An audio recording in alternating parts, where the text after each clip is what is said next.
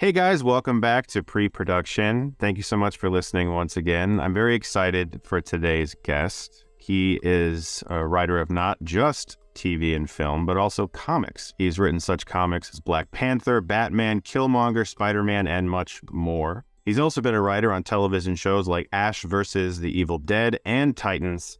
I'm so excited to be talking to Bryan Edward Hill today. Thank you so much, man, for coming on. Thank you so much for having me. This is great. I've been a huge fan of your stuff for a long time, so I'm kind of giddy about this. This is awesome.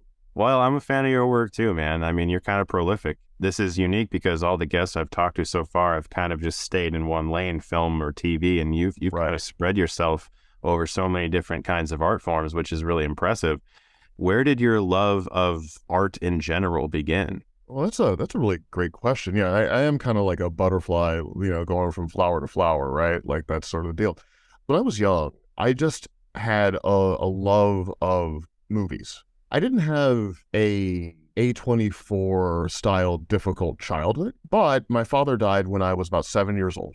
And it was hard to reconcile all of that. And that's what bonded me to comics, because I just found Batman to be a solace, right? Like Batman's parents died, my dad died. It just kind of bonded me there.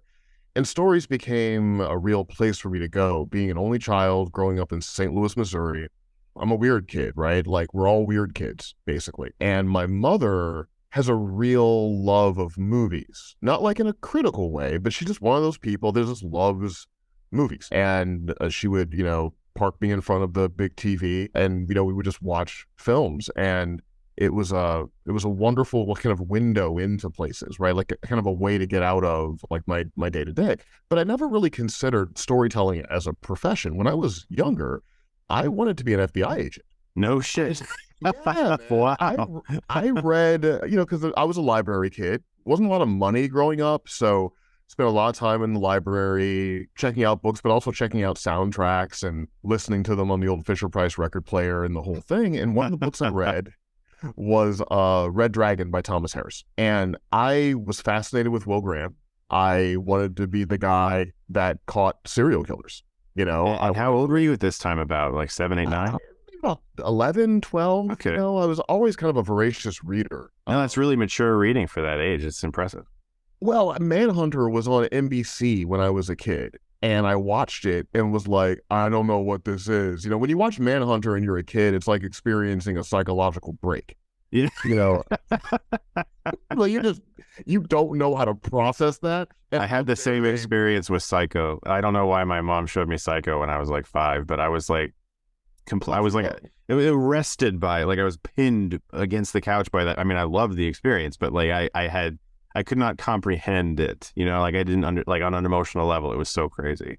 These are the things that happen when you put a television in a child's bedroom. They end up watching Manhunter way too early. But I was really fascinated with, and that's why I chased down Red Dragon. I wanted to know things. So I wanted to go to Quantico, and I was pretty serious about it for a while. And then my mother sat me down when I was like 16, and she was like, Bryan, I don't care what you do. Just do something where you don't have a gun. I had an English teacher, Carolyn Thomas, who was a really good friend to me.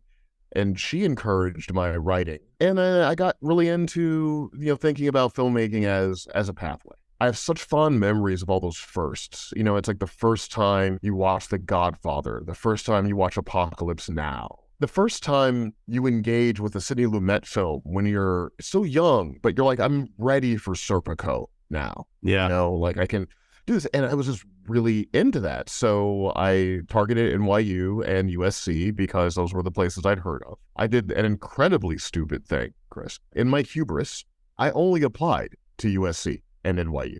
Oof. Assuming that I'll split the hair, I'll get into one. I got the rejection letter from USC first. But the way my stupid brain worked, I was like, oh, that means I got into NYU. And I did get into NYU, and only later did I realize I dodged a whole bullet by, narrowing it down to that. But yeah, so I went to NYU to be a writer-director. I was really poor, so it was difficult to be there. It's so expensive. And the fiscal realities of filmmaking hit me. And this is back when it was all celluloid, Steenbecks, $1,000 a minute. I just didn't have the money to make student films. And in my senior year, kids had like 60 grand that their parents could give them to make a student film. I mean, they could hire 35 millimeter package with an AC to shoot their student film. And I just knew like, well, I'm outclassed here. I can't do that. So I just wrote a lot. And the initial idea was to be a bit like John Sayles. I wanted to write commercial films for them. For those listening, I'm putting them in quotes. And then I would make personal films for me, underlining me, right? That was the plan. So I wrote a bunch of terrible screenplays. I knew that it wasn't like med school or law school where I was going to graduate and I would just apply to be a writer-director, right? I knew that. And to be frank, I didn't know if my race as a Black creator was going to be a hindrance. It wasn't like it is now where there are so many creators of different stripes. It sort of felt like you had Spike and then you had John, and that was kind of it. So I felt if I could write a really good action thriller or sci-fi movie, then I could sell that as product rather than having to sell myself. And that was my target. And I just kind of kept doing all that and eventually sold a script to Universal, and that brought me out to Los Angeles, and I kept it going. And they call it golden handcuffs out here. You know, you're sort of faced with these two choices.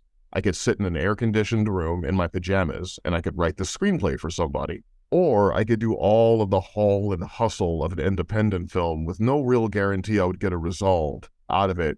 And I just kind of stuck with the writing because that's where the momentum was. You know, it's you grow up poor, you never stop thinking about it. I never had any money either. I think it's half the reason why YouTube was such a big distraction for me from actual filmmaking, because I was suddenly making money doing something. Right. You know, and I was like, well, shit, if this is actually paying the bills, I should probably find a way to keep doing this, because I don't know if I'll make money doing what I really want to do. Yeah, I mean, that's a real thing, you know, like because you live in a state of instability for so long, you know. I mean, I made it sound easy, but it wasn't. I'm talking years of terrible temp jobs, couch surfing, ramen noodle meals, watching my friends who took traditional pathways get homes, have kids, do all of these things. And I was like taking the bus to a terrible third shift job trying to write a screenplay on a computer that I rented from Rent-A-Center for a week because I just needed a week to type into Microsoft Word and formatting my script in Microsoft Word because I couldn't afford Final Draft because space. Yeah. Like I got very good at early 90s macros, you know, and so like, yeah, it was really, really difficult to do. So once I started getting a foothold into a career, it seemed incumbent upon me to, you know, remain with that relative stability. And only now recently am I really getting back into the idea of filmmaking again, because I've worked for a while, worked on 2 television shows, written some major screenplays, working on major screenplays right now. So now I'm getting back into it. But there was a long pause for me in filmmaking. It's weird. It's like a Cat in a Hot Tin Roof.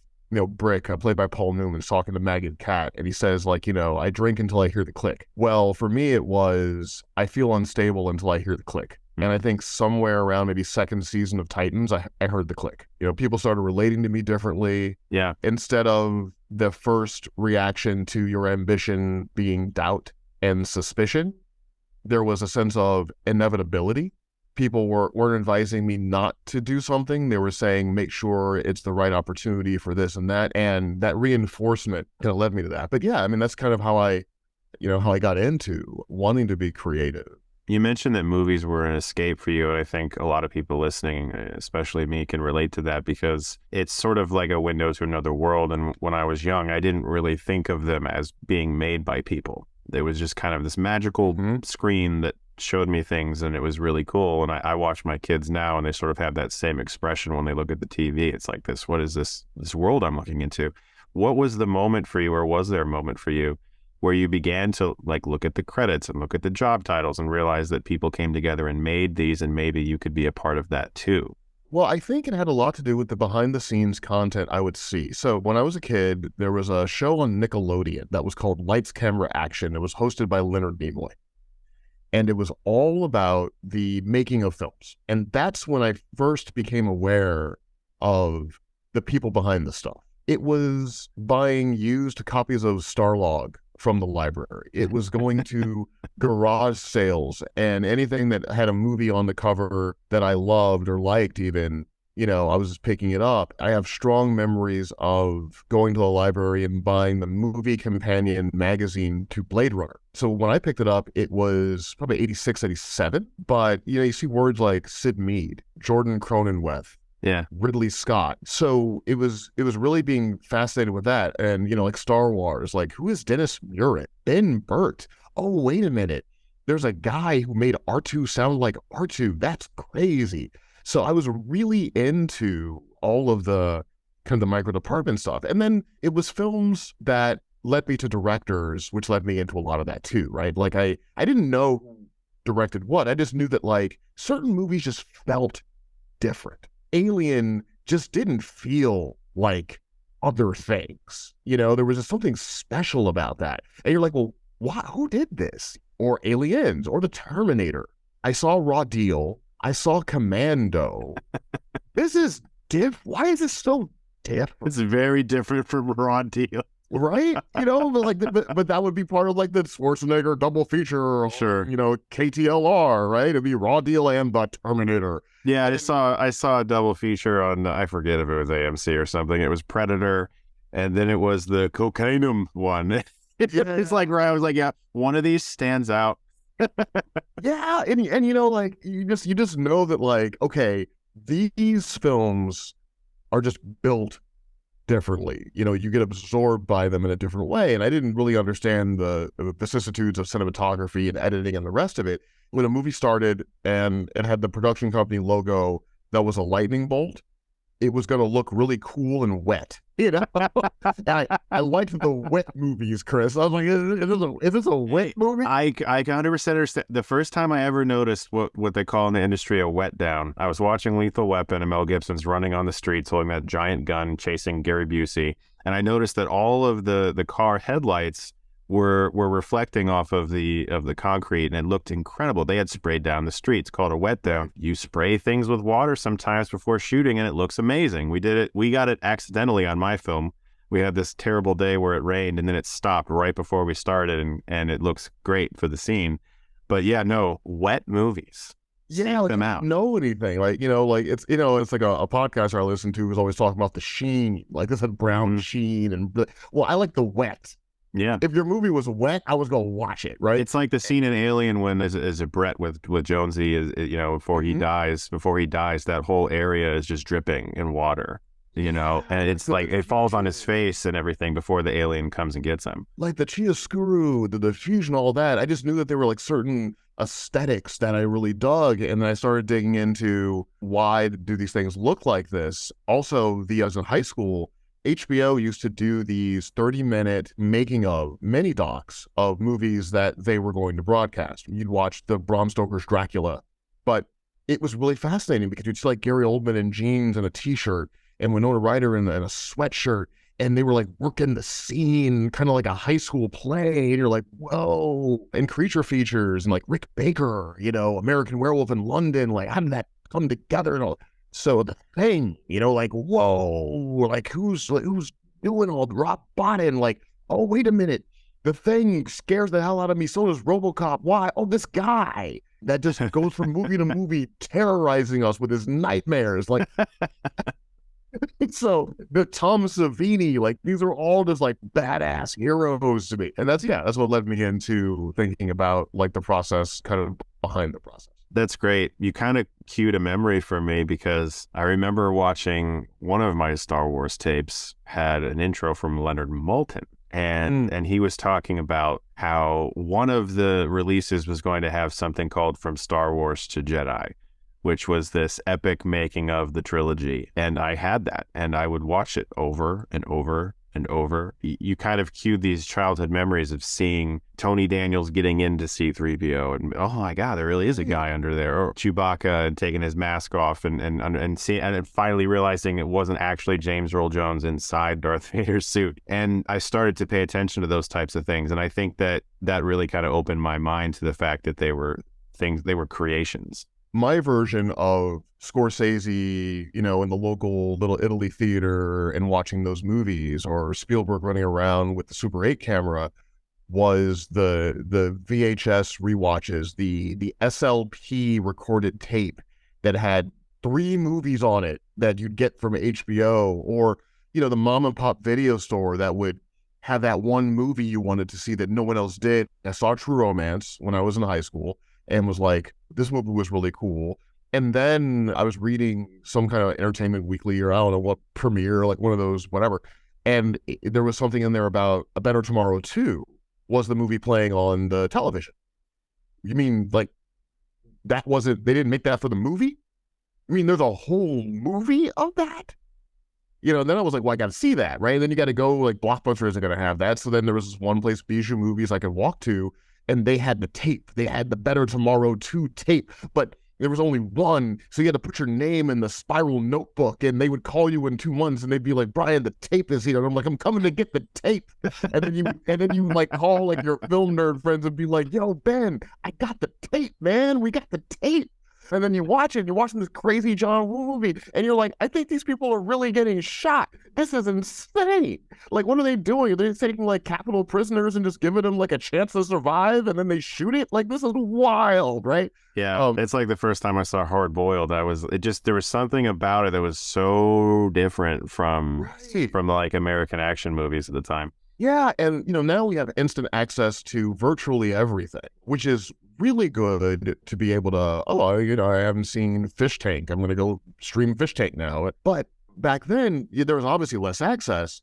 But when you rented a tape, Chris, you had to watch the tape. Like, yeah, it didn't matter how bad it was, right? Like, you going to finish tape. Like, I'm going to finish this Don the Dragon Wilson movie because I rented it.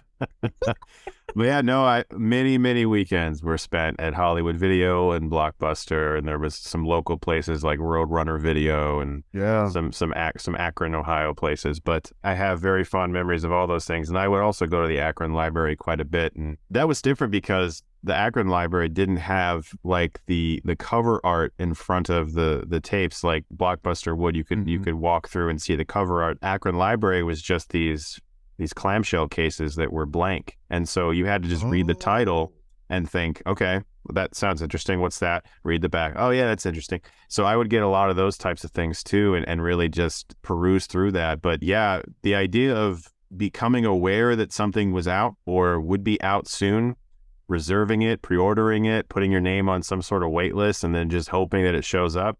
I did that quite a bit with anime because in like the late 90s, early 2000s, anime was hardly a fraction of the availability of today. I would be like calling my local comic store, and he knew me. I was like the weird 12, 13-year-old kid who would just like call him and ask him when the newest tapes were going to be in. I think the scarcity of access, it did really build a love, right? Because you work so hard to see it. And so when you rented it, you'd watch it, then you'd watch it again, and then you would talk to your homies about it. And it just really built like a community around it. I mean, it's such a common denominator grammar, movies. So many times in my life, I've been in situations where people had nothing in common with them, and we just started talking about films and what films do they love. And that's really cool. I like that movie too. No, I like Rocky IV more than Rocky III because of this, and you get into it. And I think that kind of global community of cinema, it helped kind of get me out of my shell a little bit and help me connect with other people in a real way. So that was a big part of it too. So you mentioned that you were starting to get a little bit of opportunities, but there was sort of a discrepancy between like, I'm going to try to write a studio movie and really get paid, or I'm going to kind of try to bust my ass over something that might just be like an indie spec. There's no guarantee that anything will get made, but I feel passionate about it and it's important to me, but there's no guarantees. I never really thought of writing as an actual job that I could have. It was just something I kind of did for fun, and then all of a sudden I realized that people got paid doing it, and I thought, well, maybe I'll try to write some professionally. But in your case, comics and film, television, where did this really become like a viable option for you? I never really considered myself a writer by choice. It was always necessity. I wanted to make films, and I had no idea where you got a screenplay. I knew I couldn't buy one. And a lot of the films that I loved were by people who were writer-directors. Like that's what I knew. Like Lucas wrote the novel to Star Wars, wrote the screenplay for Star Wars, and then he directed it. James Cameron wrote and directed The Terminator. I know Ridley didn't write Blade Runner, but, you watch any behind the scenes on Blade Runner. Remember when there was that like 25th anniversary edition VHS and it had all the behind the scenes stuff. I mean, he sounded like he was the writer. You'd watch him. Yeah, so when the dinner with Deckard, that's his replicant, right? And so it put the light here and moved that, and the scene goes like this, and it's good. And you're like, okay, well, I gotta. This is a fantastic Ridley Scott. It's one of my most useless skills. I love it. It seemed to me that, Coppola writing directing, it seemed to me like the guys who were doing, guys and girls, I was a big Catherine Bigelow fan too growing up, I was big into Near Dark, Strange Days and the rest of it. It seemed like you had to be able to write a script. I always saw myself as a person who was working on writing things that they would make, and then maybe I could write something that I would sell, but I wasn't a writer. Like, writers for me were like Arthur Miller and Ernest Hemingway, and I just wasn't that. I wasn't some guy with khaki pants and a white button down, going through cigarettes at a typewriter. Like that wasn't me. I just wanted to kind of put it down on paper so I could make it. But, over time, you do more projects and you take these meetings and you go through these processes and you start to meet other writers who feel kind of like you are. And then, like a lot of times in life, Chris, you start to self-identify because other people start to identify you as a thing. And you're like, oh, you're talking to me as if I am. Yeah. Well, I guess I will pretend to be. Mm-hmm. And then I had more experience as a writer than I did as a filmmaker. So then filmmaking seemed like, well, I don't know.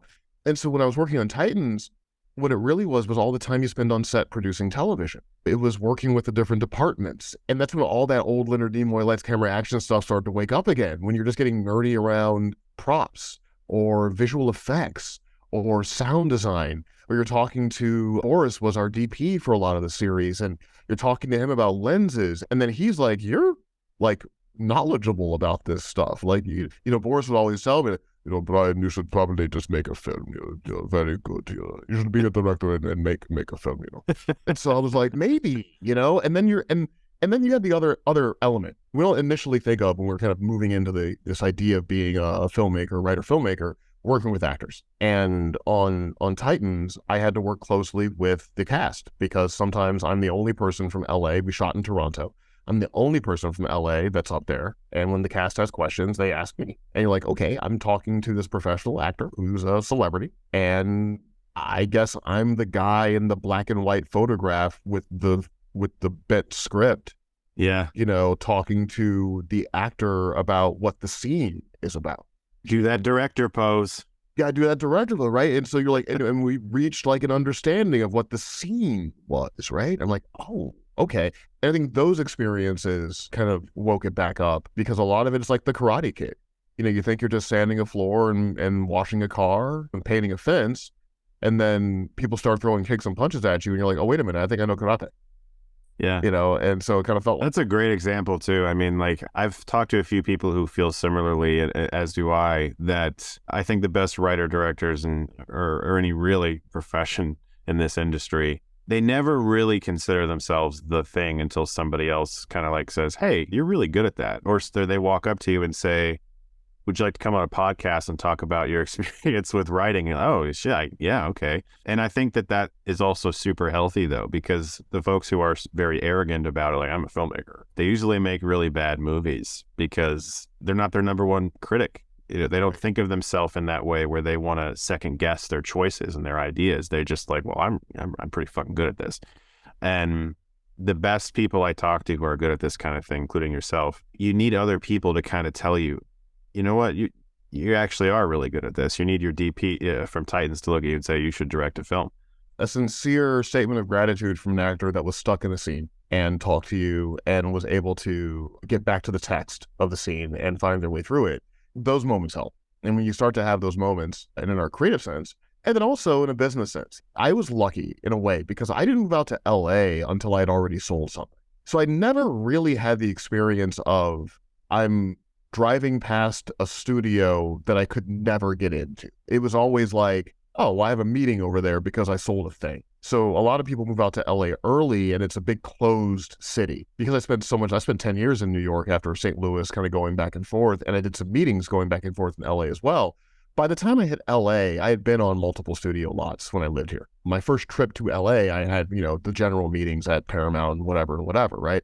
So I got those professional experiences early. I was walking through Universal to a meeting on that first script I sold, and you pass by the tourist truck, and they're looking at you, wondering if you're like, oh, you're somebody we should take a photograph of or something, you know? And so, or like just weird little Hollywood moments where you're in a waiting room waiting to take a general with a producer who's not going to hire you, but you don't know that, and you're really excited. And Eric Bana walks in because he's got a meeting, and he just talks to you like you're just like, you know, oh, you're here. Hey, man, like Chopper. Oh, thanks, mate. You know, and you're like, okay, that happened. Meeting Brad Pitt on crutches because he hurt himself making Troy. I was gonna say, if this is like the early 2000s, mid 2000s, we're talking Hulk, Eric Bana, Troy, Brad Pitt. We're talking Hulk, Eric Bana. We're talking Troy, Brad Pitt. Yeah. And, you know, and I had a meeting with, I forgot the name of the producer, but they didn't hire me, so I don't feel bad about it. And Brad was there like on crutches, right? And you're just like, that's Brad Pitt. And he's just like, hey, man, you know, what's going on? Surreal. Right. It's totally surreal. And because, you know, they don't know who you are. Like you're a writer, you're somebody, you're part of the business. And those moments are really affirming. And you might be like squealing inside, but it helps to kind of build that sense of self and identity. So I tell people all the time, for anyone listening to this that feels a million miles away from where you want to go, I certainly felt that too. And for me, it was always the work. Ultimately, it was kind of saying, well, I don't know if I'm a writer, but I know I'm writing this. I don't know if I'm a filmmaker, but I know I'm shooting this. And if we can separate our identity from this kind of permanent definition, waiting for a crown, and get that out of our heads and just say, well, identity is action. So if you're writing, you're a writer. If you're filming, you're a filmmaker. Now, there are scales of quality and skill, sure. But if you're on the scale anywhere by acting, then you can always raise yourself on that skill with practice. And so I tell people all the time, if you're writing a novel, you're a writer. If the novel is trash, make it better. So you're a bad writer, but that's still a writer. And you can make yourself a better writer. You know, if you're making a bad film, that's a bad film. But you're still a filmmaker.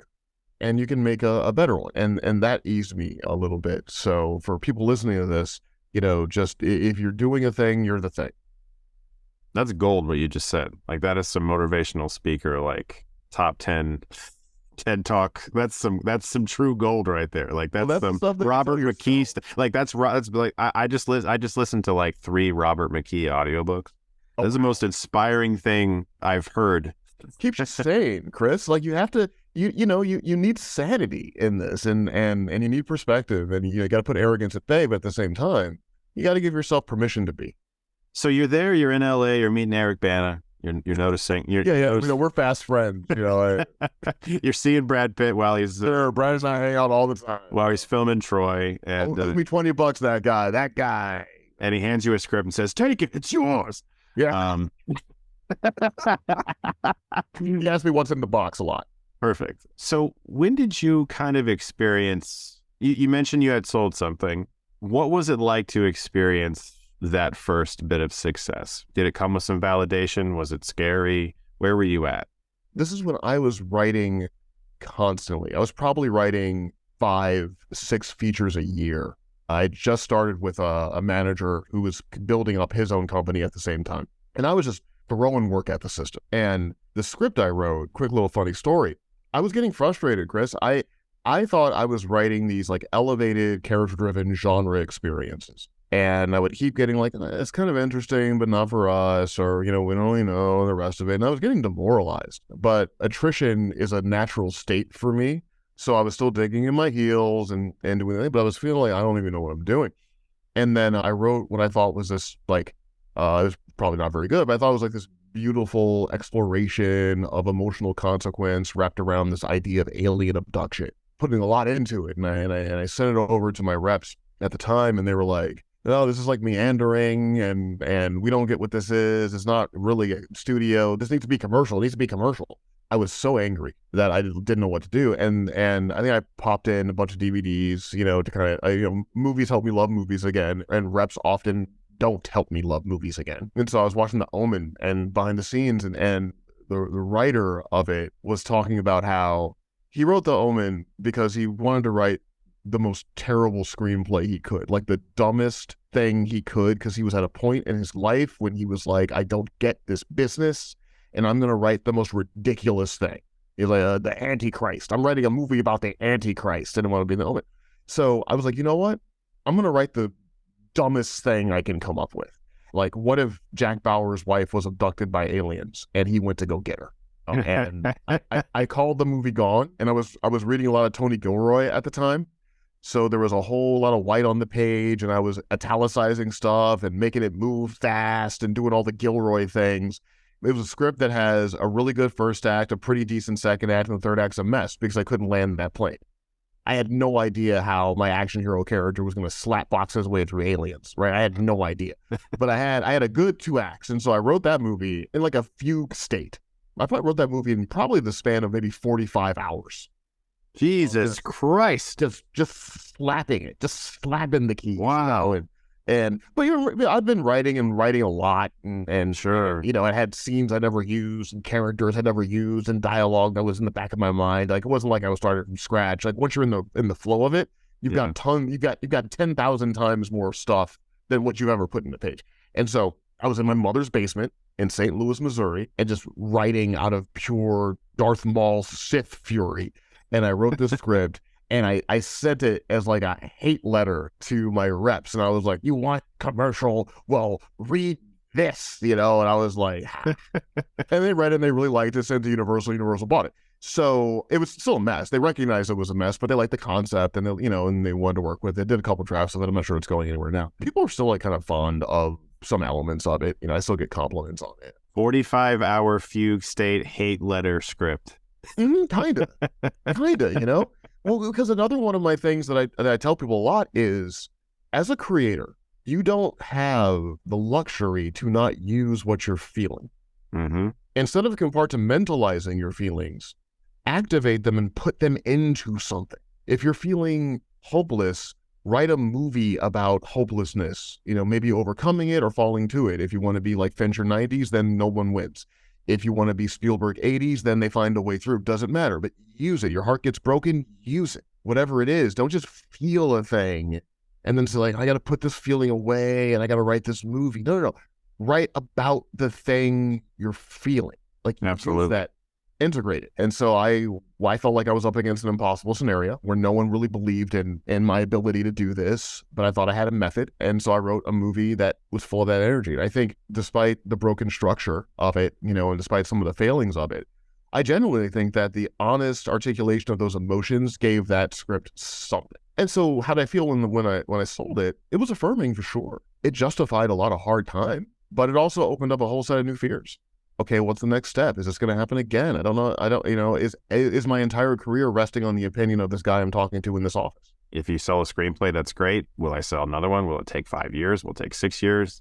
It's such a stressful thing, but that's why, it's one of the biggest reasons I wanted you to come on, because like I know so much of your journey is, to me, genuinely inspiring, and I think it will be for other people too, because of how much of yourself you put into your work and how much you just desperately wanted to make stuff and just kept forging along, even though you were getting resistance initially. I'm terrified every time I start a creative endeavor. The principal emotion is fear. And the way I deal with that fear is to charge up what I'm doing with another emotion, to have a deep emotional connection to what I'm working on that's stronger than my fear of it not being good. Creating is a lot like being a Jedi in a way, right? Like, you just have to trust that the Force is there. You got to trust that when you reach out your hand, that lightsaber is going to snap into it. And it might not feel like it's going to, but it's going to happen. You got to let it go. And so I do invest a lot emotionally into my work. I change usually a little bit because of everything that I write. I'm not the same person at the end that I was at the beginning. It becomes that. And that helps me kind of get through that imposter syndrome that I still have. Every time I've ever written something that felt like it was part of me, or it was like an experience I had and I've put myself into it in some way, I always do feel as if I've gone through like the most intense therapy session afterwards. I feel genuinely better about it. It can be stressful and it can be terrifying to put something that's very real to you into words. And it can also be dangerous, because one of the biggest, I think, pitfalls of any writing is when you think, well, I've experienced this, it's important to me, so other people, it'll be important to other people too. And that's not always the case. You have to make it interesting for audiences, but at the end of the day, I think that's one of the most important things, is finding a way to put yourself or your experiences or pain or loss or things you've gone through into your work. So I totally agree. It's kind of the gift of the career to be able to make money with introspection, and embracing that gift, I think, is a really useful thing. And then also, and this is another toolbox thing for people listening that are, either in mid journey or beginning journey or, whatever it is. By deeply investing into what you're feeling, into what you're thinking, you can lead yourself to what I call your all story. And that is a thematic statement. We're talking about Robert McKee, like a thematic statement that you could probably engage multiple times in multiple ways. And I'll give you an example. If I say a theme is mankind's pursuit of technological achievement will always be his undoing if he doesn't measure his hubris. Every James Cameron movie is that. Mm-hmm. That's his story. If I say living with integrity in a world that punishes people that don't shade themselves to get along is the best truth you can experience, but it may wind up destroying you. Every Michael Mann movie is that. So by like investing into yourself and your emotions, you can get to your all story. And then from the same thematic, you can get Manhunter, Last of the Mohicans, Heat, Collateral, Black Hat. You can look at different pockets of popular culture, different time periods, and say, well, okay, how can I tell my story in this? Because in that higher philosophical sense, Ali and Heat are the same movie. And knowing that makes you prolific. It buttresses your perspective. It helps you when you go into pitch meetings on things. If someone gives you a piece of material and wants your take on it, you're like, well, I'm going to give you my take with my story. Maybe you like it, maybe you don't, but I'm going to be so certain about telling the story that my certainty may be the thing that gets you interested in choosing me instead of the next, gal or guy. It's not just having a thematic for the project you're working on, but think, what is your core thematic? I tell new writers all this because I talk to high school kids and some college kids on Zooms on occasion, just kind of giving them some pointers and tips and answering their questions about, being a professional storyteller. And I tell them, before you tell a story, take out a piece of paper and write 10 things you believe are true about the world. And then just keep whittling that list down until you get to the thing you believe is most true about the world. Now, take that, write that at the top of a piece of paper. Now give me 10 ideas that engage that theme and see how much stronger those ideas are. See how much easier it is to get to concept, to build characters, to build worlds, right? By understanding self in a philosophical way. I think that's really important. And you can only get there if you are blisteringly honest in your work. So you can peel away your artifice and get to the thing that matters most to you as an artist. Yeah, that's brilliant. That's such a concise way of getting to the point, too. You should write a screenplay book, man. I mean, I know it's probably not what you want to do, but you should write a book. I should write like a good movie. Hey, I mean, like, if you go to Robert McKee's IMDb, it's not like glowing or something, I mean, it's funny. In time, one of my goals is maybe do like 5-10 more years in this business, and then I do think about teaching at a community college, somewhere where it doesn't cost a lot of money to go. I think you'd be phenomenal at it.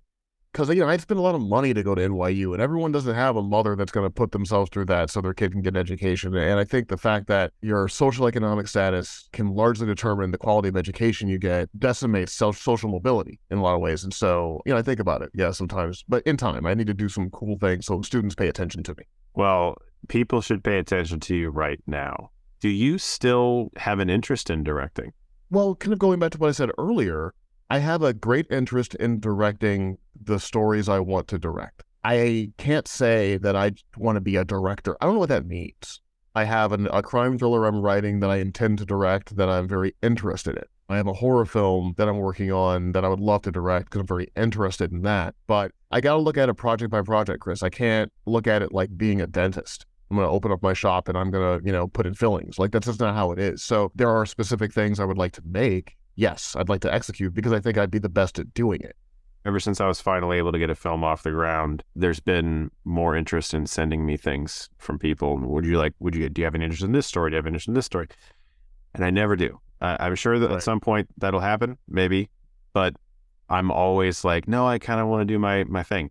Well, from your experience, making a film, like it's years of your life. It is. And the older you get, the less of those you have. By the time Shelby's out, I will have been working on this movie for 4 years. 4 years Yeah. with that, right? Like there's a movie that's on Netflix called Zone 414 that I wrote. And the director, like it kind of took it a different way, but I really appreciate the fact that Andrew Baird, who's a friend of mine, wanted to do it his own way. And yeah, I would have done it differently, but I also just didn't want to spend 2 years trying to do that. I'd written it and I kind of had gotten out of me what I needed to get out of me in the writing. And Andrew was a friend of mine. He was looking for a movie to direct and he was interested in science fiction. Like I have this weird movie about sex robots that is Kubrickian and challenging and made for 15 people. If you want to go ahead and do it. And he did it and he contemporized it, and made some different choices and all that. But I don't want to do this for 2 years. I want to write other things or do other stuff. And so I would not be surprised if I would make a movie and let's just say, knock on wood, that I make a film and some people think it's good. I wouldn't be surprised if you didn't see another film from me for 7 years or something. Like I might be Terrence Malick. Yeah, some Jonathan Glazer, like he comes out, he directs Birth, and then like 10 years later he does Under the Skin, and still nothing since, and that was 10 years ago. Right. Like I might just be that dude, like I might just be like, oh yeah, I may be on the Black Rainbow and I'm not making anything for a while, and here's Mandy. I make that, and then I don't know. Like it's weird. So I know that if I ever see a film directed by Bryan Edward Hill, that you really cared about that movie. You were like, this is something I'm going to put everything into. Yeah, because you have to. I mean, from your own experience, like it's all encompassing, and no one's going to care about that film more than you are. Like the gaffer isn't going to care more about your film than you do. So you care the most. Even the actors who might really like your movie and like you, they aren't going to care more about that film than you. They're going to go out and get something to eat and go drink and have fun. And you're going to be thinking about what you didn't get that day and what you have to get tomorrow and what mistakes you made. We were talking about Cameron, so we'll stay on topic with him. He was talking about the making of Titanic and how Leonardo DiCaprio did not want to audition. He was like, no, I don't audition. And James Cameron was like, no. And he said, he was like, the reason, and I'll paraphrase, obviously, I don't remember the exact quote, but it was in the GQ. James Cameron breaks down his most iconic films video, if you want to watch the full thing. But he said, I'm going to be working on this movie with you, and we're going to do it together, and then we're going to stop production, and you're going to go off and do whatever you want, and then I'm going to still work on this movie. I'm going to work on this movie for a couple of years of post-production, and it's going to be like my whole life. When you are way, way gone, you are going to audition. But that's just the fact of how this stuff works. Like, and look, every director isn't like that. I have friends that, are kind of workaday directors and they direct well. I'm not that dude. I'm like Michael Mann. I'm a crazy person. I'm like, well, we had to get Ansel Elgort to understand journalism, so I took him down to Chicago and we talked to Chuck Evanson about it. I'm crazy. I am a crazy person. And I know I'm a crazy person. No, I don't think that that's crazy. I just think that means you really care and you want to make the best product you can. There's a reason. I mean, I'm looking at a Collateral poster right now on my wall. It's not a reprint. It's original theatrical, 27 by 40. And that's because of the fact that he is, as you might say, crazy. I watched just like you did, I watched the behind the scenes of that movie constantly, and I saw how he took Tom Cruise and he was like, you got to go deliver FedEx packages and nobody can know who you are. Right. Until you can deliver FedEx packages without anybody recognizes you as Tom Cruise, we can't do this fucking movie. That is kind of nuts. Like, you got Tom Cruise and Jamie Foxx ready to go, but let's go deliver some FedEx packages first. Well, Chris, like, I think a lot of people, they get a glimpse of the business from one of the angles, and they're like, that means a lot to me, right? And so I was never interested in a red carpet. I was never interested in parties and hobnobbing. It just never really appealed to me. Same. I was a poor kid who was a scholarship kid that went to a high school where everyone was rich and beautiful. So, like, I did that already in a way. There's a reason I still live in Ohio. I can't do it, man. Yeah, like that doesn't matter to me. And I don't feel any envy about that. There's no part of me that is envious of the glitz and the glamour and the parties and the rest of it. I'll tell you what I do envy. When I see Tom Cruise talk about how much he respects Michael Mann, I'm like, I want to be the dude Tom Cruise talks about how much he respects. I want to be the director that actors will crawl over glass for. because they know and they call me at 2 o'clock in the morning, I am working. I want to be the guy they're like, Bryan doesn't sleep. He was here working on this, doing that, like on set, rewrites, talking to this. He did the research. Like, that's the kind of thing that like really spoke to me, being that kind of person that elicits that sort of dedication out of the people that they collaborate with. I can tell that's who you are. I mean, like, correct me if I'm wrong, but I mean, it's not common for a television writer to be on set all the time, right? Well, credit to Greg Walker, the showrunner. I think he recognized the crazy person inside of me and was like, okay, well, Bryan will spend 3 hours looking at different shades of blue. So we're going to let him be that. We'll check in with Bryan later, right? Like, Bryan will write and rewrite and write and rewrite and do that and work it, and, the rest of it. And that's why I love Greg as a person. He's become a very, very good friend of mine. Greg Walker is just a great guy, brilliant storyteller, just a brilliant leader. I did want to talk to the VFX guys about things down to the frame, and I want to talk about the specularity of surfaces and making sure that we're doing this and doing that. In television, you got to move fast, right? So you don't have the ability to shut it down. You got to do more than 3 pages a day. That ain't going to work. You're doing like 10, 12 pages a day because you got to make an hour-long piece of content in about 10 shooting days, basically, right? So you don't have a lot of time to kind of Kubrick it or Fincher it. Rooney can't walk down the stairs 25 times. Of course. In television. You get 2. And you only get the second one because maybe she tripped a little on the first one, right? And then you got to move on. So you're kind of always conceding the entire time. Television's the game of constant concession. So like director me is a crazy person. Writer me is so much more chill. I enjoy writing. I will redraft, do the meetings, take the notes. I have very little ego in it and the rest of it. So when you ask me like direct, like yes, but only with the thing that I know I feel good being a crazy person about. I don't have autopilot, bro. I have, Zero and Ridley Scott. Like, 100% exactly what you mean, because when I approached making my film, I wanted to be a person who basically could answer any question that someone gave me. If it was a crew member, if it was a cast, if it was a producer, if somebody said, hey, how do you feel about this lens? I wanted to know how to answer that question. And I can say after shooting the movie that I was able to answer most all of them. There was the occasional, you know what? I don't know. Let me get back to it. And it's actually really good to say that sometimes, because if you stand there and half-ass it, they're going to know. Plus also that doesn't accomplish anything. If you actually look at someone and say, you know what, I don't know. What do you think? And kind of have a discourse about it. But I can tell that whatever movie you eventually direct is going to be really fucking good and well-researched and just intense and awesome, especially from the people who've given you inspiration over the years. Michael Mann is one of my heroes. This has been like so inspiring to hear you talk about this, man. Everything you've gone through, from being raised without a lot of resources and your mom helping you get into this school and supporting you and just being there, but also just the intense passion you have for writing.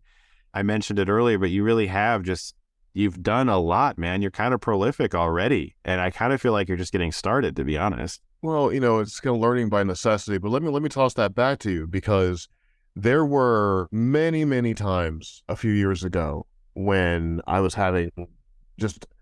struggling creatively to find a solution or find the joy or find the rest of it. And your YouTube channel was always a North Star for me. Oh, wow. Because you're so relatable. You genuinely love films. People will tell you, I would just pop on Stuckmann. You were like a verb. It was like, Bryan needs to Stuckmann. and it didn't even matter. It didn't even matter what you were. Wow. It was just that, like, just being in like the pure like energy of somebody who loves movies so much, who's just sitting there talking to you about it in a frank and honest way. It got me out of so many creative funks, and that's so. There's a couple folks. It's you. There's a Cecil Trachtenberg. There's a couple people out there. Yeah, good bad movies. That's him, right? Good bad movies, man. Yeah. Like good bad movies got me through a lot of stuff. Like it's so what you're doing is important, and I've introduced your YouTube to a lot of young people who want to be filmmakers. And I'm like, watch this guy, because he talks about film in a smart and relatable way, and you'll feel the love in there, and you do it, and they get that same thing. So That's one of the really nicest things I've ever heard. Thank you, man. It was real. You know what I mean? Like it's just one of those things, dude. So I genuinely appreciate the work that you've been doing. And I know I'm not the only creative that's like that. I think that's why you're able to get like really, interesting people. Not that I'm interesting. You kind of messed up this week, but like, look, we can't all bat 1,000. So, but like, no, you're great. This has been a great episode. I'm excited to release it. Yeah. That's why, because a lot of people are your work means a lot. I know it, and it must be hard to do with, YouTube and the schedule and the rest of it, man. I know it's hard to do, but it's really nice to just have it out there. Thank you so much, Brent and Chris. Thank you. I mean, like it has been an interesting year with making a film, being a dad, and also continuing the YouTube. Even when I can hopefully fully transition over to filmmaking full time, I'm still going to be making videos. Probably it's something that's been inside of me now. It's like you're like David Sandberg, sure, like real, like making cool movies, but you're still like, hey, I'm still like a dude who loves movies. Yeah, and I'm just going to talk to you about the stuff. I can't imagine not doing a Halloween special every year. Like I'm probably still going to continue to do those, like just talk about random horror films I love. But look, man, seriously, thank you so much for coming on. Thank you for dropping so much genuinely helpful knowledge. I mean, I really do think that people should listen really closely to the way you talked about writing and filmmaking, because you're someone who got your hands on anything you could when you were a kid, whether it was from the library or a video store or a magazine from a garage sale, and you taught yourself everything you possibly could at that time about film, to the point where it was in your blood. And that's something that I've noticed from every guest so far, is that no one really ever stopped investing themselves in film and writing. No one ever kind of just rested and thought, well, maybe I'll try something. It was like, no, this is it. This is what I'm going to study. This is what I love. I want to figure out everything about this. And honestly, I really did mean what I say.